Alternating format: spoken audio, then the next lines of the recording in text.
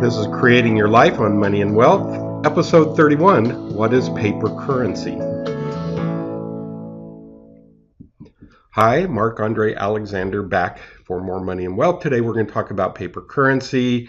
We're going to talk about the definitions of that and some other things. We're setting the foundation for how con artists pick your pocket by changing the definitions of things. Once you anchor yourself in understanding the true definitions of things, it'll help cast light on how people pick your pocket without you really realizing it. Now let's talk about Silver Island. We're going to move off of Gold Island just a bit, although it's going to be present. On Silver Island and Gold Island, they begin trading. Nobody trades with Iron Island because Iron Island is full of robbers and thieves. But on Gold Island, everybody's honest. On Silver Island, it's a mix of honest and dishonest people, and some people can be a real mix of both. Let's suppose one day, in this trade, everybody's carrying around gold and silver coins. But that can be a lot of weight, and sometimes it can be tiring carrying a lot of gold and silver coins and having guards if you have a lot of it. So somebody on Silver Island gets an idea. One gentleman starts thinking, hey, you know what? I can open up a warehouse and I can store gold and silver for those merchants who arrive who want to purchase things. And I can provide the service of storing it, having guards on hand, and I'll provide them with a receipt for anything I store for them. This gentleman becomes a goldsmith, and a goldsmith back, a few hundred years ago made his money strictly by being somebody who stores money, gold and silver, in a warehouse. So what would happen is he would store some gold. Say if you came along and you were a merchant and you had 100 ounces of gold coins. So I'd write your receipt that would say, I'll pay to you, John W. Smith, merchant. I have on deposit 100 ounces of gold. And you would pay me a service fee for storing it for you. That's how I would make my profit. That's all it is, really. The receipt would say on it, we'll store, 100 ounces of gold. And it becomes a kind of IOU. All you have to do is bring it back to me.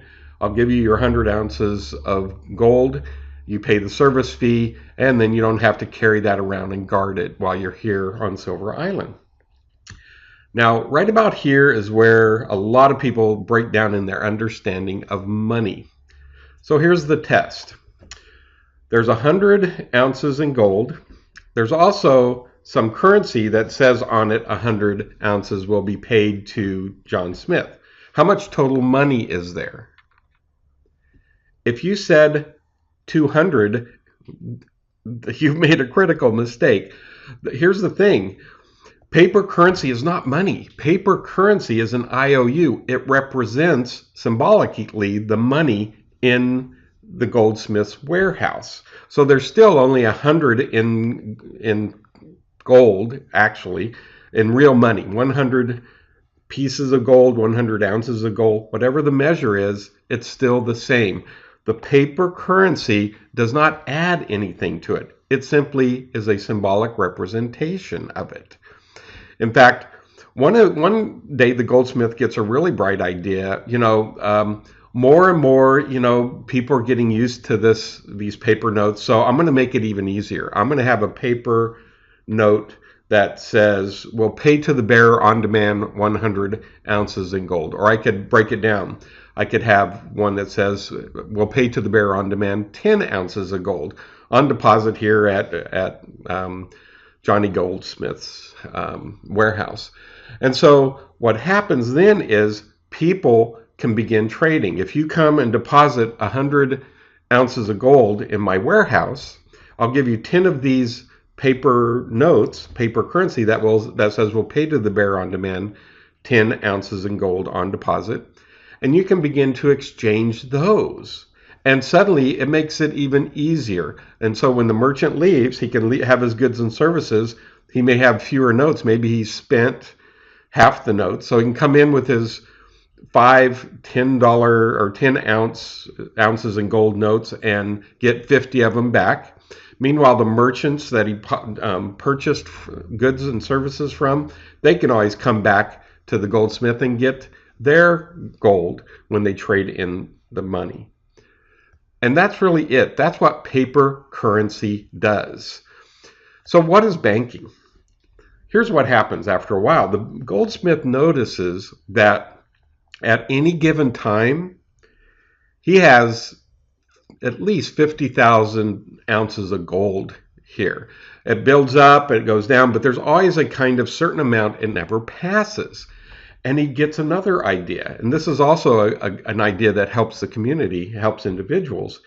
He begins to see that, hey, since I have all this money just sitting there never being used, maybe I can go and loan it to somebody and get interest on that loan. Okay, somebody needs $100 for a personal project, 100 ounces of gold. I can loan the money to them, and the savers, the people who are storing this, I have an agreement with them that I will, in a sense, loan out some money, and they'll get a percentage of the money I make. So, in other words, not only do I store my gold with you, by storing it with you and you're loaning out some of this, we'll partake in the profit. Therefore, I become a saver. I get interest savings on what I save. Now, I have to make sure, hey, it never goes below 50,000 ounces of gold, but hey, I'm going to have an agreement with the community that at any given time, I'm only going to loan out 10,000 ounces of gold. So I say I have a reserve. I'm going to always make sure there's 50,000 so that there's no chance of everybody wanting their gold at the same time. Also, I can go to the community. I can talk to local officials, assuming there's a small government, and say, hey, that project you wanted to do and you haven't gotten enough tax money, why don't I loan you some of this gold? You can hire some people, you can do the work. It improves everybody and the community. And then if everybody agrees, they can pay a little bit more in their taxes. I make a little bit by loaning it to you, the savers make a little bit, and the community develops.